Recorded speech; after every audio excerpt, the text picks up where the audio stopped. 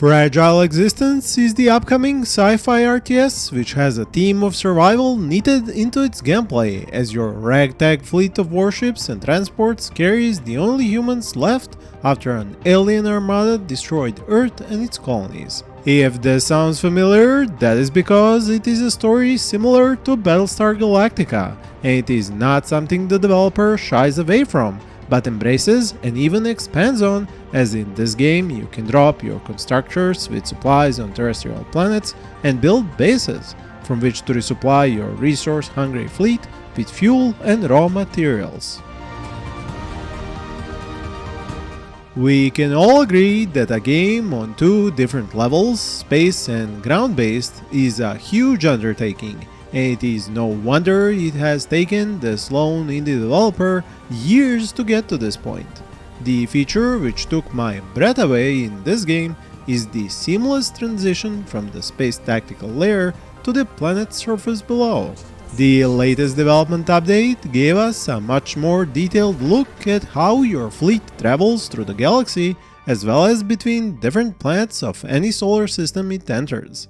We also learned about the new features, volumetric effects and the warp sequence, both of which upgrade the visual feel of the game, something the developer has done several times already. The galaxy of Fragile Existence is home to a network of warp gates, which create safe laneways through space for warping and going faster than light between 2 points.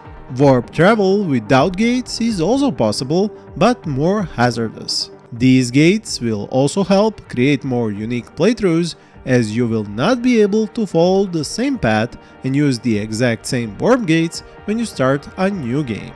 These ships do not have infinite sensor range, but limited bubbles around them in which they can spot and identify debris or enemies. This means exploration is still fun and can surprise you with both loot and enemy ambushes. Too many space games give away to players almost infinite sight in space, depriving the gameplay of both extra local exploration and the possibility of being ambushed. And so I think this is a very welcome addition to the gameplay in Fragile Existence. On top of all that, the developer has explained the whole system of managing supplies on board ships, pooling them in orbit, and preparing for planetfall. It is from the orbit of the planet that these ships drop supplies and constructor units to a planet's surface. It is only then that building an actual base begins, with resource harvesting, refining, manufacturing and unit production spread between different buildings, each requiring some resource to construct and operate. Since the terrain on maps isn't flat, your constructors will automatically send bots to flatten terrain before building construction can commence. In this regard, the building construction mechanics remind of the Settlers game franchise, and the whole system of resources physically present on the map and having to transport them is another similarity. It honestly wouldn't feel like a proper RTS if the resources weren't visualized, but this added layer of physical transportation is not your typical RTS game mechanic. I know we are all probably just so used to an universal pool of resources which magically teleport wherever they're needed that this kind of gameplay will require adjusting to. You can tell me what you think of this system in the comments, and does it add value to gameplay in your book or just makes it harder and slower? The ground-based units will also have these sensor bubbles and are able to detect resources and enemies in their range. The units themselves range from simple motorized scouts to walking battle mechs. But that is not everything, as you can also build bases in space. Orbital bases to be more exact. This is almost like having the space and ground warfare of Star Wars Empire at War combined into a single real-time game, with no turn-based galaxy layer, but there is a tactical pause in Fragile Existence, meaning you can give orders as time is frozen to manage all the different forces under your command, those on the ground, in orbit, and those flying above the planet. It is here we can see the new planetary cloud layers, which make the planets feel more real but the weather effects have yet to be added. Sandstorms and other types of weather conditions are planned and will impact your ground operations. To make management of resources and orbiting ships a bit easier, one of the first orbital buildings you can construct is a sort of an anchorage point which helps you to manage the flow of goods and resources to and from the ships in orbit.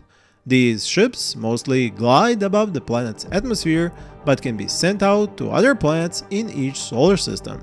This means you can have multiple ground and orbital bases in each solar system. The gases captured and refined in these orbital bases are necessary for your ships to function and move.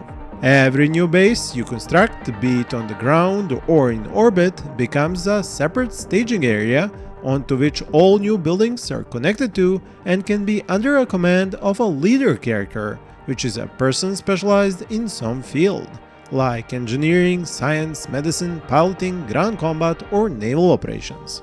Your population in this game is both a dynamic and a limited resource. Each playthrough starts with a certain population count, and these are civilians for the most part, which you can train to fill the roles you have the most need for at any given moment. In addition to leaders, there are modules for ships, units, and buildings. These give certain utility functions, but the efficiency of every module depends on the number of people assigned to use it.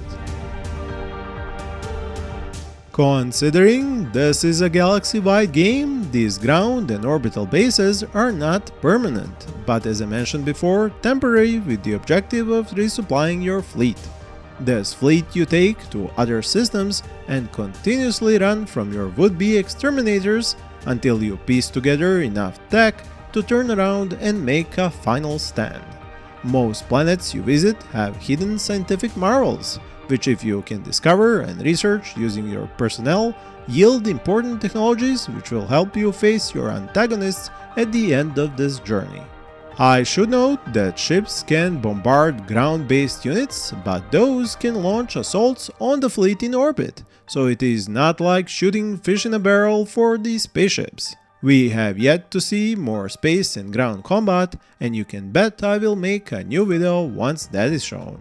Fragile Existence will be a single-player focus game, but the developer wants to add multiplayer in the future. Skirmish and co-op modes are also under consideration. When it comes to modding, that will be worked on, but considering the game has a built-in system for planet and solar system generation and editing, you will already be able to create your own content from the get-go. Those systems can be stitched together in the scenario editor, and you can make your own mini campaigns by adding enemies and buildings, as well as event triggers using a simple and visual system, so no programming skills required. If you have enjoyed playing around with a similar system in any past game, do let me know in the comments below. I am the first RTS fan to say survival gameplay isn't my favorite mechanic, but the developer of Fragile Existence seems to be on the right track to make it not feel like an added problem, but a fun feature. And who could resist not role-playing as the fleet commander worthy of Admiral Adama from Battlestar Galactica in a game which has so many similar themes and ideas? I just hope we get some playtest or demo in the future and can really get a feel for this wonderful RTS in the making. You can learn about more similar games using the cards on the screen or links in the description. Thank you for watching and happy gaming!